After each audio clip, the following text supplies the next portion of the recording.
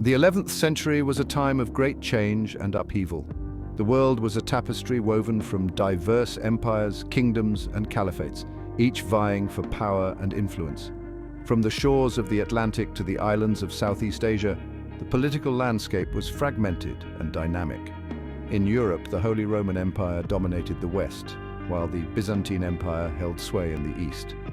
North Africa was under the control of powerful Islamic dynasties, such as the Fatimids in Egypt and the Almoravids in Morocco. The Abbasid Caliphate, centered in Baghdad, still commanded respect, but its power was waning. In Central Asia, the Ghaznavids and Karakanids competed for dominance, while the Indian subcontinent was a patchwork of Hindu kingdoms. East Asia saw the rise of powerful empires, including the Song dynasty in China and the Koryo kingdom in Korea. Southeast Asia was a region of vibrant trade and cultural exchange, with empires like the Khmer and Champa vying for control. Finally, in Africa, south of the Sahara, powerful kingdoms like Ghana and Gao flourished.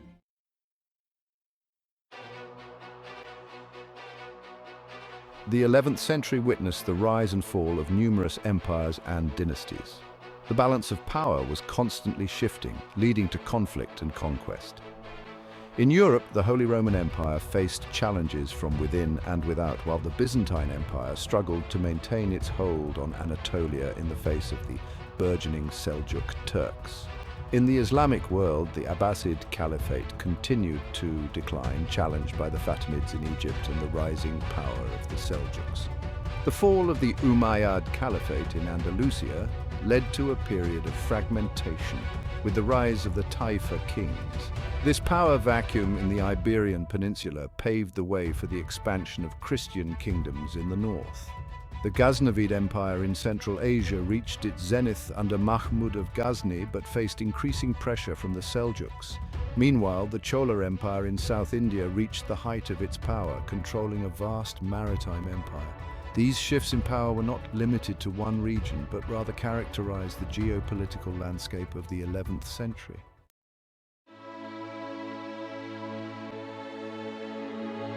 The 11th century was not merely a period of political upheaval, it was also a time of significant cultural and religious change.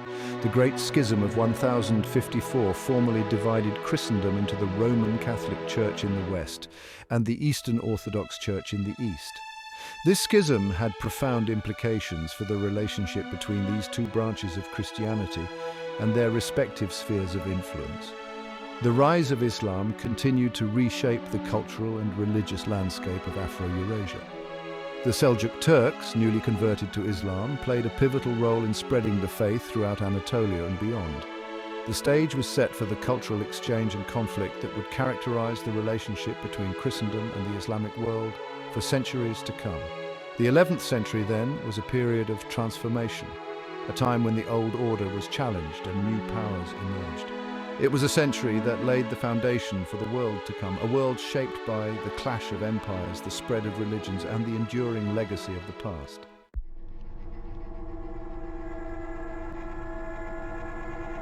The Islamic world of the 11th century was a complex and fragmented realm, yet it was still nominally united under the banner of the Abbasid Caliphate. The Abbasids, once the undisputed masters of a vast empire stretching from North Africa to Central Asia, now found their authority greatly diminished.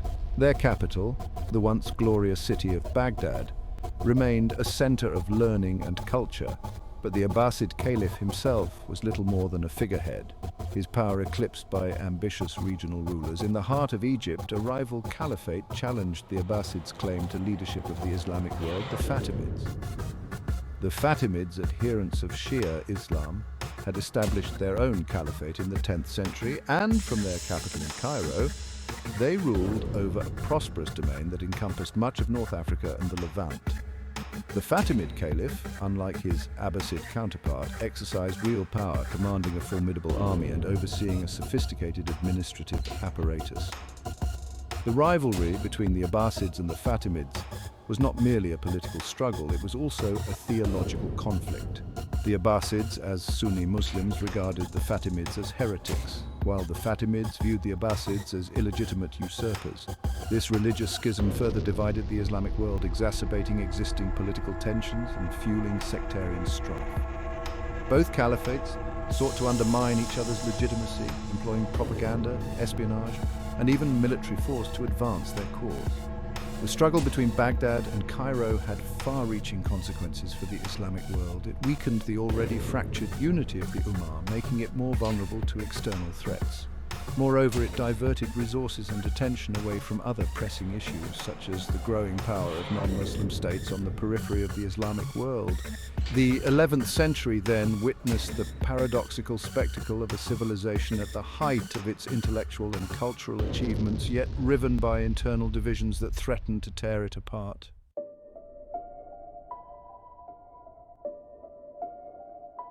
The Abbasid Caliphate, once a beacon of Islamic power and civilization, entered the 11th century a shadow of its former self.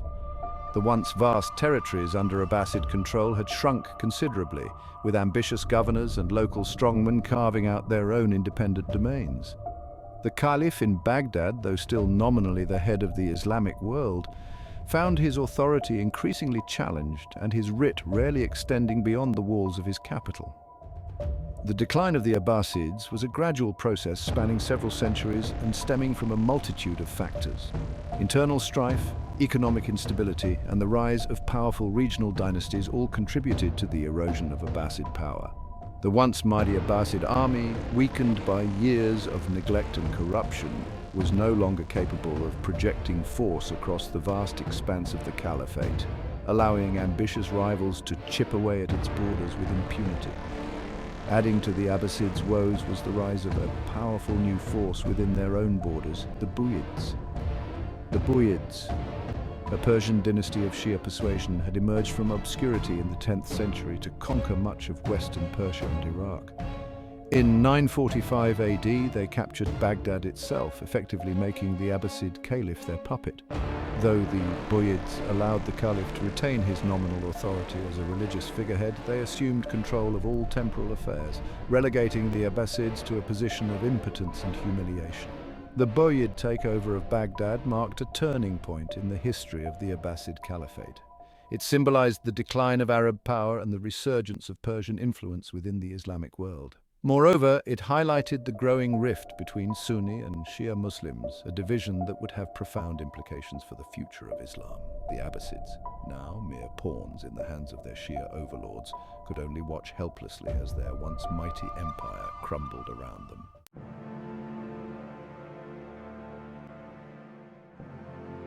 While the Abbasid Caliphate withered in the east, a new power was rising in the heart of Persia, the Ghaznavids. The Ghaznavids, a Turkish dynasty of slave soldier origin, had established themselves in the city of Ghazni in present-day Afghanistan in the mid-10th century.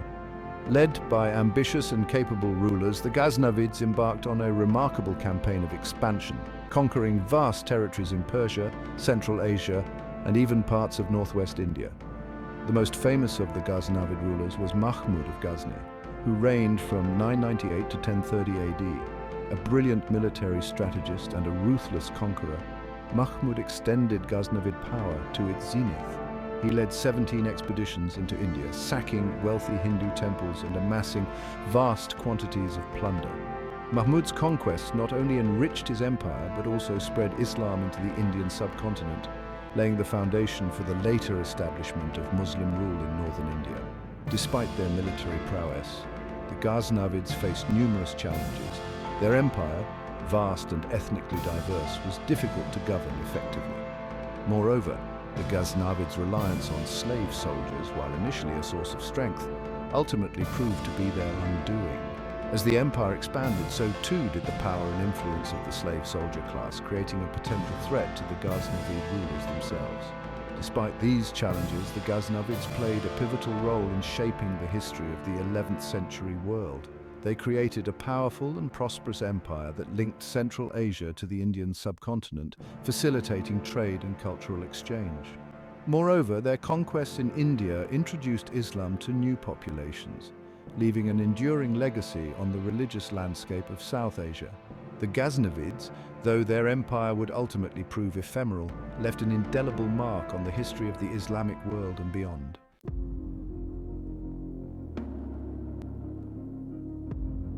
As the 11th century dawned, the once mighty Umayyad Caliphate in Al-Andalus, the Islamic heartland of the Iberian Peninsula, teetered on the brink of collapse.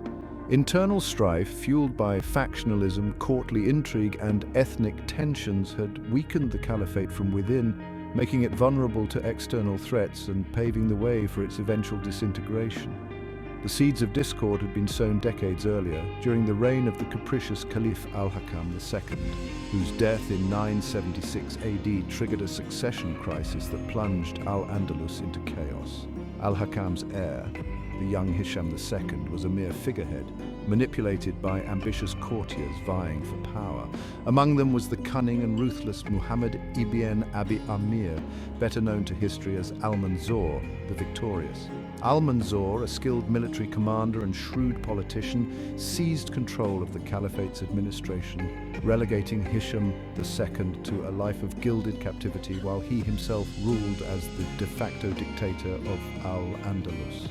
For a quarter of a century, Al-Manzur held the caliphate together through a combination of military might and political cunning.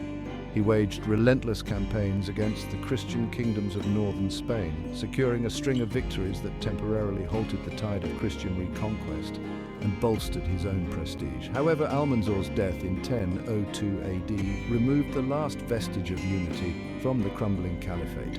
His demise unleashed a power struggle that would shatter the Umayyad realm beyond repair. With Al-Manzur gone, Al-Andalus descended into a maelstrom of civil war.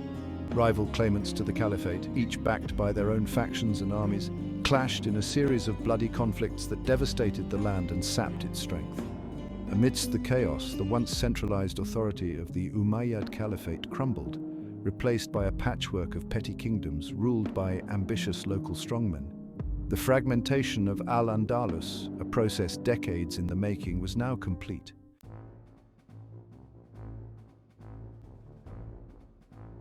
From the ashes of the Umayyad Caliphate arose a multitude of successor states known as the Taifa Kingdoms. These kingdoms, often based on ethnic or regional divisions, were ruled by ambitious men who styled themselves as kings, Muluk al-Tawaif, in defiance of the now powerless Abbasid Caliph in Baghdad. The Taifa Kingdoms, though diverse in their origins and ambitions, shared certain common characteristics. Most were relatively small, encompassing a few cities or a particular region, and their rulers, often of diverse ethnic backgrounds, were primarily concerned with consolidating their own power and expanding their domains at the expense of their neighbors. This fragmentation, while initially advantageous for the ambitious rulers of the Taifa Kingdoms, ultimately proved to be their undoing. The Taifa Kingdoms, weakened by constant warfare and political instability, became easy prey for the resurgent Christian kingdoms to the north. Moreover, the Taifa Kings, despite their pretensions to grandeur, often lacked the resources and administrative capacity to govern their realms effectively. They were forced to rely on a complex web of alliances and tributary relationships, which often proved as fickle and treacherous as the shifting sands of the desert. Despite their inherent weaknesses, the Taifa Kingdoms presided over a period of remarkable cultural and intellectual flourishing. The courts of the Taifa Kings became centers of learning and patronage, attracting poets, scholars, and artists from across the Islamic world. The Taifa period witnessed a golden age of Andalusian poetry, music, and architecture, leaving an enduring legacy on Spanish culture. However, this cultural brilliance could not mask the underlying political fragility of the Taifa Kingdoms, which remained vulnerable to both internal strife and external threats.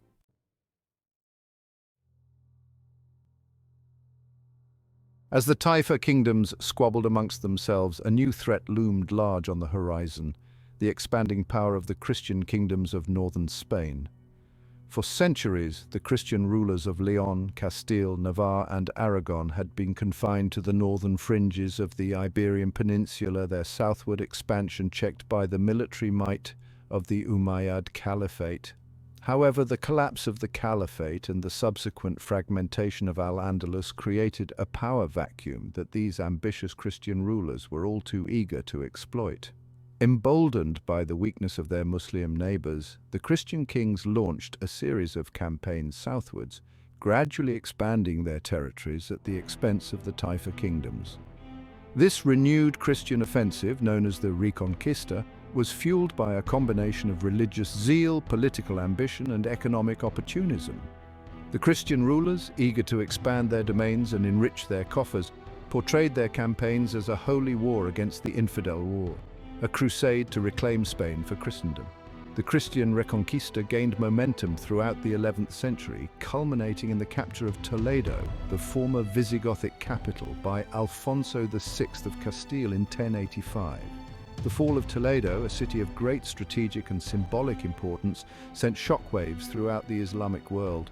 It signaled the growing power of the Christian kingdoms and the precarious position of the Taifa kingdoms, now caught between a rock and a hard place. Faced with the existential threat posed by the Christian advance, the Taifa kings were forced to make a fateful choice: unite against the common enemy or be conquered piecemeal. Their decision would have profound consequences for the future of Al-Andalus and the wider Islamic world.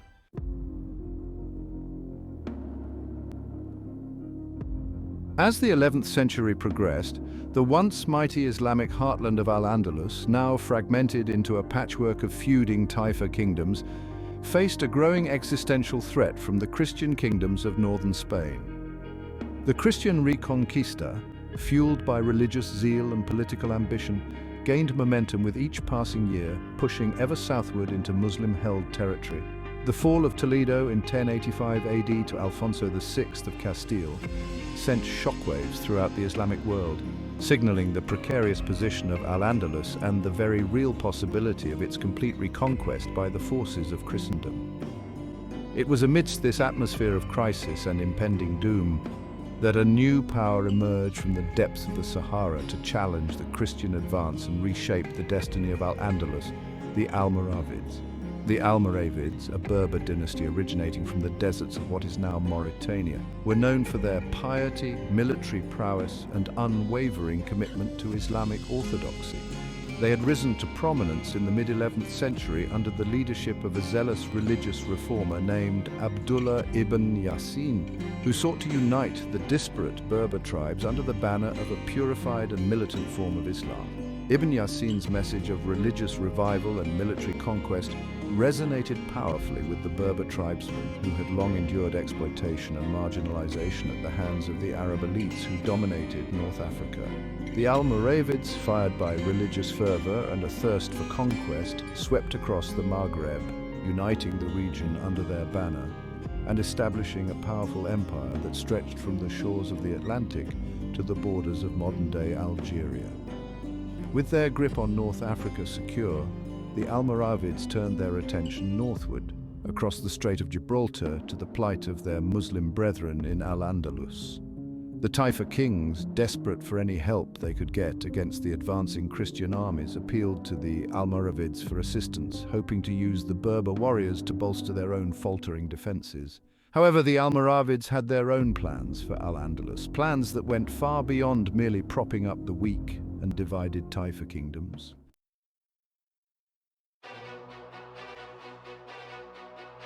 The task of leading the Almoravid intervention in Al-Andalus fell to Yusuf ibn Tashfin, one of the most remarkable figures in medieval Islamic history. Yusuf, a cousin and successor of Abdullah ibn Yassin, was a brilliant military strategist, a shrewd politician, and a deeply pious Muslim who saw the Almoravid conquest as a divinely ordained mission to spread Islam and defend the faithful against the infidels. Under Yusuf's leadership, the Almoravids would transform from a regional power in North Africa into a trans-Saharan empire that encompassed much of the Western Islamic world. Yusuf's first foray into Al-Andalus came in 1086 AD in response to the pleas for help from the beleaguered Taifa Kings. Leading a formidable army of Berber warriors, hardened by years of desert warfare, Yusuf crossed the Strait of Gibraltar and inflicted a crushing defeat on the forces of Alfonso VI of Castile at the Battle of Sagracias. The Battle of Sagracias, also known as the Battle of Zalaca, was a turning point in the history of Al-Andalus. It marked a decisive victory for the forces of Islam over the Christian Reconquista and temporarily halted the southward advance of the Christian kingdoms. More importantly, it established the Almoravids as the dominant power in Al-Andalus, eclipsing the weak and divided Taifa kingdoms. Yusuf, hailed as a savior by the Muslims of Al-Andalus, returned to North Africa, but his intervention had set in motion a chain of events that would have profound consequences for the future of the Iberian Peninsula. The Taifa Kings, despite being spared from Christian conquest by Yusuf's intervention, soon found themselves caught between a rock and a hard place. They had invited the Almoravids into Al-Andalus as protectors, but the Berber warriors, with their strict piety and disdain for the luxurious lifestyles of the Taifa courts, soon proved to be an unwelcome presence. Yusuf, for his part, viewed the Taifa Kings as decadent and ineffective rulers, more concerned with self-preservation and courtly intrigue than with defending the faith or uniting against the Christian threat.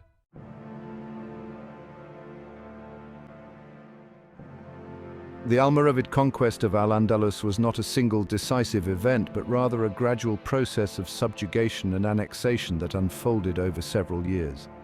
Yusuf ibn Tashfin, having tasted victory at Sagrajas and witnessed firsthand the weakness and disunity of the Taifa kingdoms, returned to Al-Andalus in 1090 AD with a renewed determination to bring the entire peninsula under his control. Yusuf's second intervention in Al-Andalus was met with a mixture of apprehension and resignation by the Taifa kings.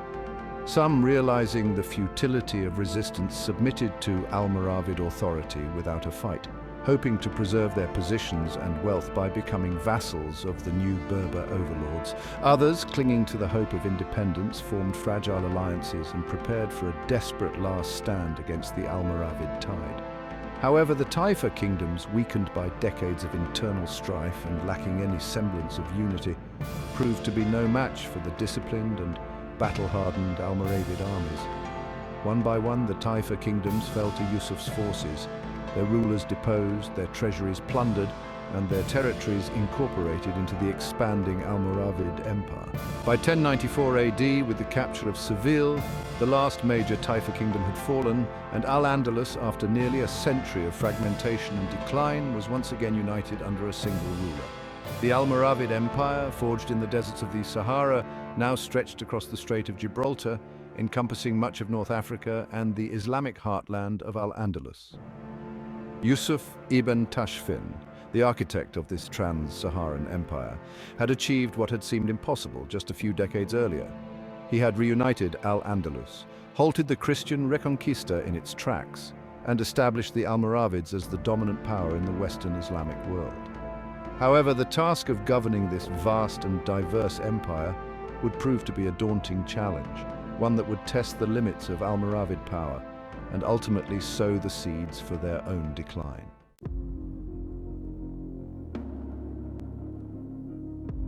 As the 11th century dawned, the Byzantine Empire, the eastern bastion of Christendom, stood at a crossroads. For centuries, the empire had weathered storms of invasion, internal strife, and religious controversy, its resilience a testament to its enduring institutions and the strategic brilliance of its emperors. Yet, by the early 11th century, the empire faced a daunting array of challenges, both internal and external, that threatened to undermine its power and unravel the fabric of its imperial unity. To the east, the rise of the Seljuk Turks, a nomadic people from the steppes of Central Asia, posed a direct threat to the empire's Anatolian heartland. The Seljuks, recent converts to Islam, were driven by a potent mix of religious fervor and a thirst for plunder. Their swift cavalry-based armies swept across Persia and Armenia, overwhelming the Byzantine defenses and carving out a new empire on the empire's eastern frontier. The Seljuk threat was not merely military, it also struck at the empire's economic lifeline, disrupting trade routes and threatening the agricultural heartland of Anatolia. Internally, the empire was plagued by factionalism, corruption, and a weakening of its military institutions. The once mighty Byzantine army, renowned for its discipline and professionalism, had been allowed to decline, its ranks increasingly filled with mercenaries and poorly trained conscripts. The Byzantine aristocracy, more concerned with courtly intrigue and the accumulation of wealth than with the defense of the realm, often hindered the emperor's efforts to address the empire's growing challenges. Yet, amidst these challenges, the Byzantine Empire possessed remarkable reserves of resilience and adaptability. Its emperors, though often flawed and beset by internal rivals, could draw upon a long tradition of imperial statecraft and military leadership.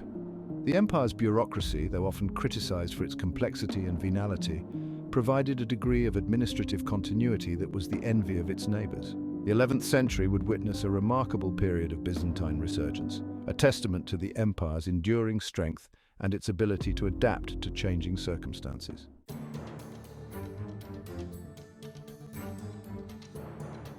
The Seljuk Turks, a nomadic people originally from the steppes of Central Asia, emerged as a major force on the stage of world history in the 11th century. Driven by a combination of religious zeal, military prowess, and a thirst for plunder, the Seljuks swept across Persia and Mesopotamia, conquering vast territories and establishing a new empire that stretched from the borders of Anatolia to the frontiers of India.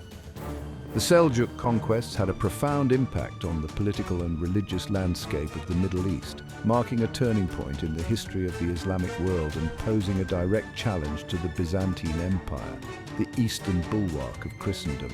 The Seljuks were masters of mounted warfare, their armies composed primarily of skilled horsemen armed with bows, arrows, and scimitars.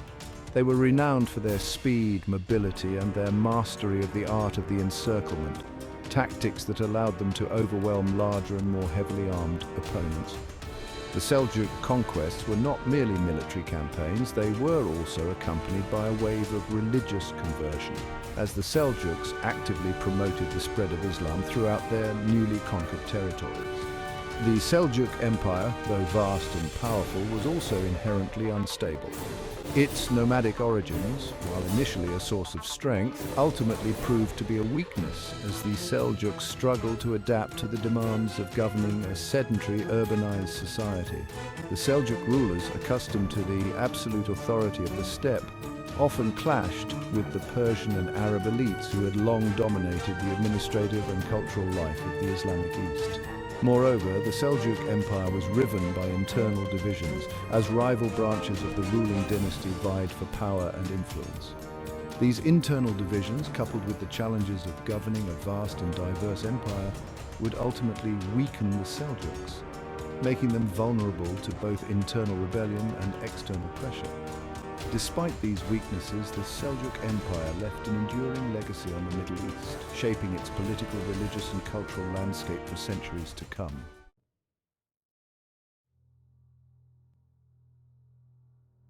The Byzantine Empire, under the resolute leadership of Emperor Romanos IV Diogenes, prepared for a decisive confrontation with the Seljuk threat.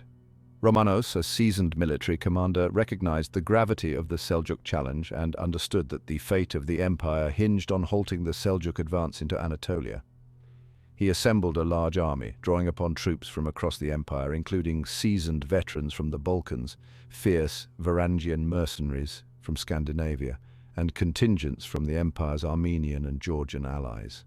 Romanos's plan was bold and ambitious: to engage and destroy the main Seljuk army in a pitched battle, thereby breaking the back of the Seljuk offensive and restoring Byzantine authority in Anatolia. The Byzantine army, marching eastward from Constantinople, met the Seljuk forces under the command of Sultan Alp Arslan near the fortress city of Manzikert in August of 1071 AD. The Battle of Manzikert would prove to be one of the most consequential battles in Byzantine history, a clash of civilizations that would have far-reaching implications for the future of both the Byzantine Empire and the Islamic world.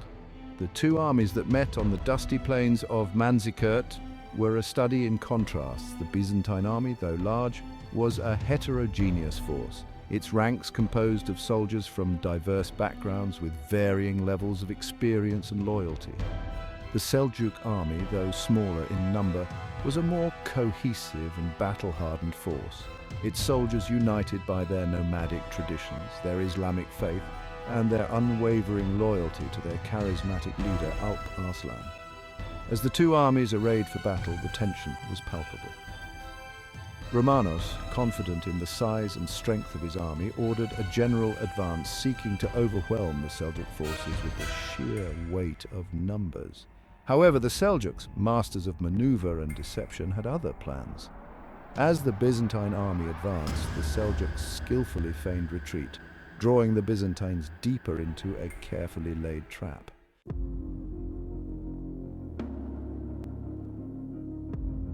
In the heart of Europe, the Holy Roman Empire stood as a testament to both the enduring legacy of Rome and the fragmented realities of medieval politics. Crowned in Rome by the Pope himself, the Holy Roman Emperor theoretically held sway over a vast territory encompassing present-day Germany, parts of Italy, and regions further east. Yet the reality of power within the empire was far more complex and contested than this imperial facade might suggest. The emperor ruled not through direct control, but rather through a complex web of alliances, obligations, and concessions granted to powerful dukes, bishops, and prince-electors within his realm. These powerful nobles, while nominally owing allegiance to the emperor, often jealously guarded their own autonomy and frequently pursued their own interests, even when those interests ran counter to the emperor's designs. The 11th century witnessed a series of power struggles between ambitious emperors seeking to consolidate their authority and recalcitrant nobles, determined to resist any encroachment upon their traditional rights and privileges. One such struggle, known as the investiture controversy, dominated much of the latter half of the 11th century and pitted the Holy Roman Emperor Henry IV against Pope Gregory VII in a bitter dispute over the control of church appointments. At stake in this conflict was not merely the question of who had the right to appoint bishops, but rather the fundamental relationship between secular and religious authority within Christendom. Henry, seeking to assert his control over the church within his realm, insisted on his right to invest bishops with their spiritual symbols of office, a practice known as lay investiture. Gregory, determined to uphold the autonomy of the church and to free it from what he perceived as the corrupting influence of secular rulers, condemned lay investiture as a heresy and excommunicated Henry, effectively releasing his subjects from their oaths of allegiance. The investiture controversy plunged the Holy Roman Empire into decades of conflict, weakening imperial authority and emboldening ambitious nobles to challenge the emperor's power.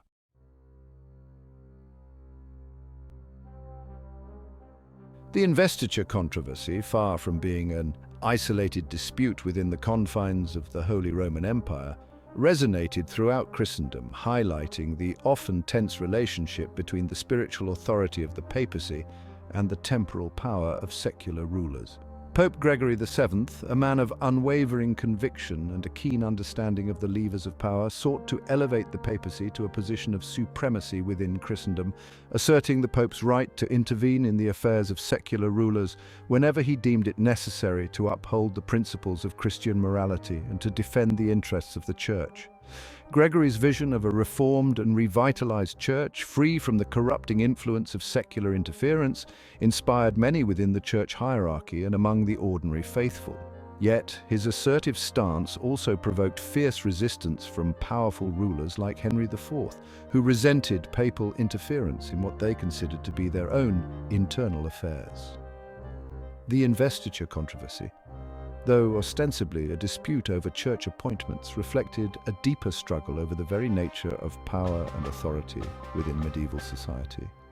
It raised fundamental questions about the relationship between the spiritual and the temporal, the limits of papal authority, and the right of secular rulers to govern their realms free from outside interference. These questions, far from being resolved by the 11th century, would continue to shape the political and religious landscape of Europe for centuries to come. The investiture controversy had a profound impact on the development of the papacy, transforming it into a major player on the stage of European politics. Popes, emboldened by Gregory's example, would continue to assert their authority over secular rulers, intervening in disputes, forging alliances, and even launching military campaigns in pursuit of their objectives. The 11th century witnessed the papacy's emergence as a force to be reckoned with, a spiritual authority capable of challenging even the mightiest of emperors.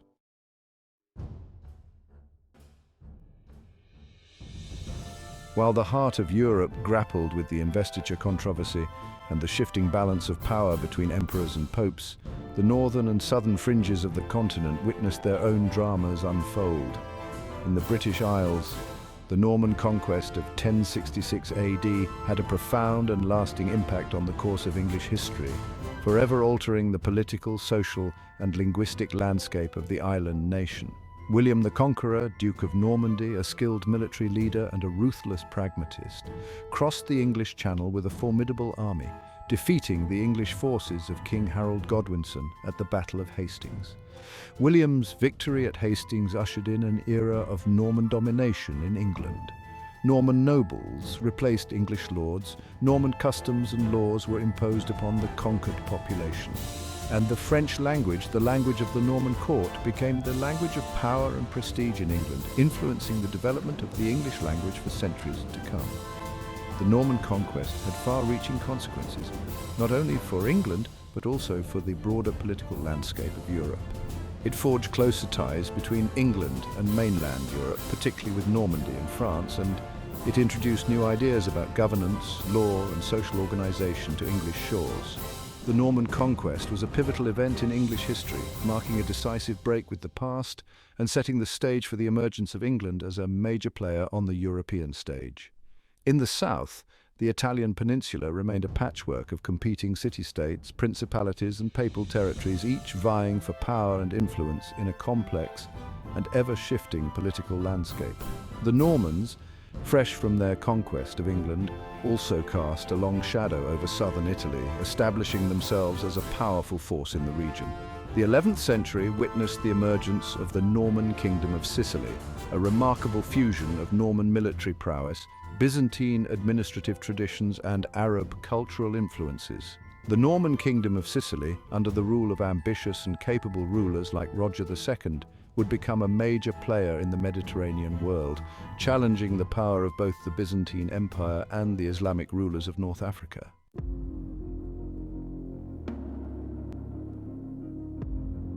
The 11th century stands as a pivotal epoch in world history, a period of profound transformation and upheaval that reshaped the political, religious, and cultural landscape of Afro-Eurasia.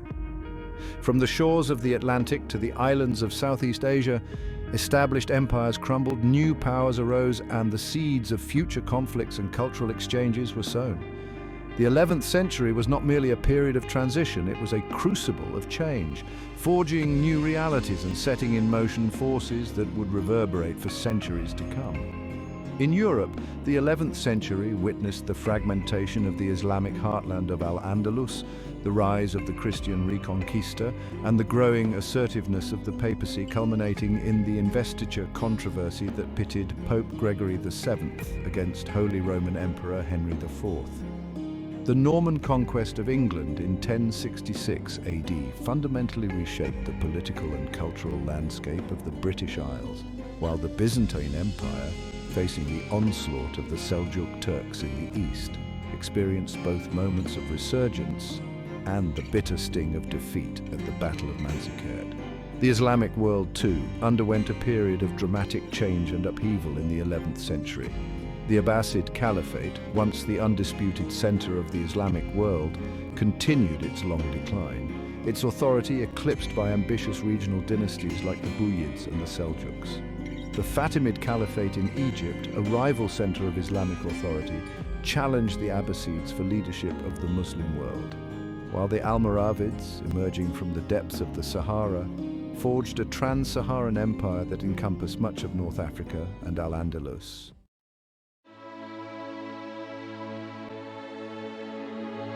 The 11th century left an indelible mark on the course of world history.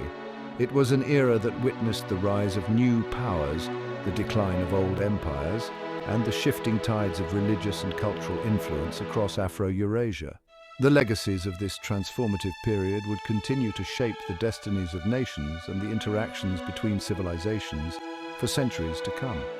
The rise of the Seljuk Turks and their victory over the Byzantines at the Battle of Manzikert had profound implications for the future of both the Islamic world and Christendom. The Seljuk conquests facilitated the spread of Islam throughout Anatolia, laying the foundation for the eventual emergence of the Ottoman Empire, a power that would dominate much of the Eastern Mediterranean for centuries.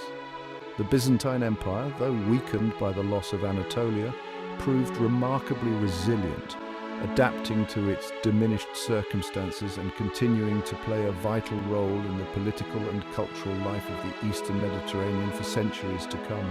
The fragmentation of Al-Andalus and the advance of the Christian Reconquista marked a turning point in the history of the Iberian Peninsula, setting the stage for the eventual emergence of Spain and Portugal as major European powers. The cultural legacy of Al-Andalus, with its unique blend of Islamic, Christian and Jewish influences, continued to enrich the cultural landscape of Spain long after the last Muslim kingdom had fallen. The 11th century, then, was not merely a prologue to the Crusades or a prelude to the Renaissance.